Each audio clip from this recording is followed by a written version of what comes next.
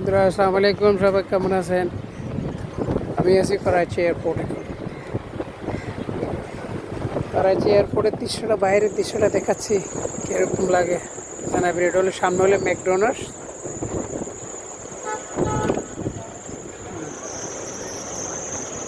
এগুলো হলো বিভিআইপি। এই যে সামনে নিচে গাড়িগুলো হলো বিভিআইপি লেনে আসছে, বিভিআইপি।